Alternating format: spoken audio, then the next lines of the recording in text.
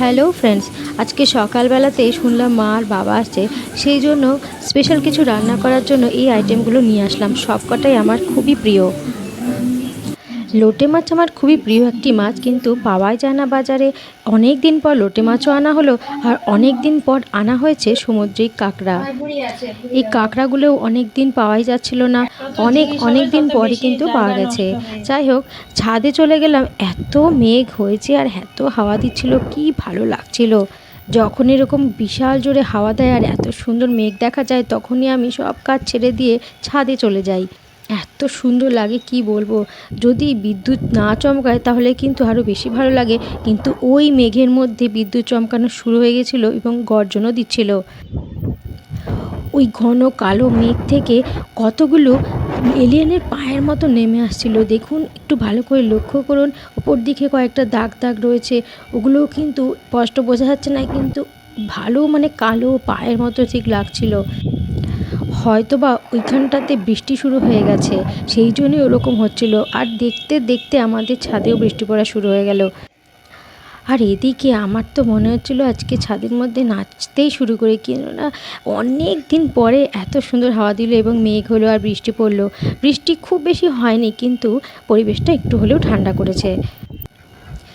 বেশ কিছুক্ষণ ছাদে ঘোরাফেরার পরে আমি নিচে গেলাম, আর ততক্ষণে অন্য লোকজনও ছাদে চলে এসেছিলো।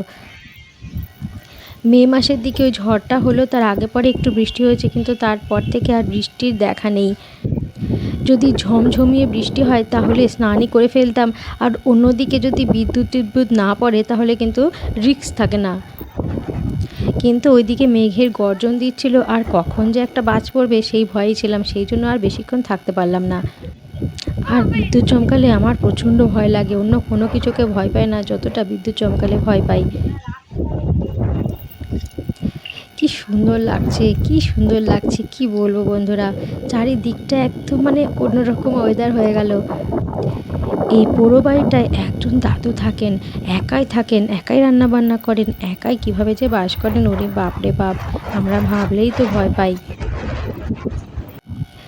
শুনেছি যে ওই জায়গাটা বিক্রি হয়ে গেলে ফ্ল্যাট হয়ে যাবে অথবা হসপিটাল হয়ে যাবে। আমি তো চাই কিছুই না হোক, এরকমই ফাঁকা থাকলেই পুরো ওয়েদারটাই আমরা অনুভব করতে পারবো।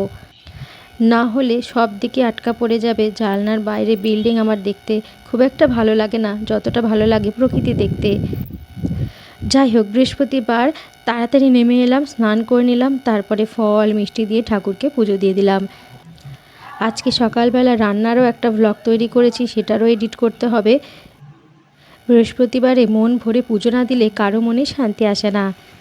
আজকে বাঙালিয়ানা খাবার খেয়েছি, মাছের ডিমের বড়া, এদিকে কাঁকড়ার স্পেশাল ঝোল, এদিকে পমফ্রেট ফ্রাই, আর চিংড়ি মাছ ভাজা হচ্ছে আদু খায়, এটা হচ্ছে লাউ চিংড়ি, আর এটা হচ্ছে লোটে মাছের ঝুরা। সন্ধ্যাবেলা একটা পার্সেল চলে এলো, চলুন দেখা যাক কী এসেছে। আসলে গত কিছুদিন ধরে আমি ভিডিও করতে পারছিলাম না, এত অসুবিধা হচ্ছে, সেই জন্য একটা স্ট্যান্ড অর্ডার দিয়েছিলাম। এটা অবশ্য ক্যামেরার স্ট্যান্ড, জানি না কীরকম হবে, দেখা যাক। এটা সম্পর্কে এখন আমি কিছুই জানি না, কীভাবে আর করতে হয় দেখে নিই, তারপরে আপনাদের সাথে অন্য কোনো ব্লগে শেয়ার করব। ততক্ষণের জন্য টাটা, গুড নাইট, সবাই ভালো থাকবেন, সুস্থ থাকবেন।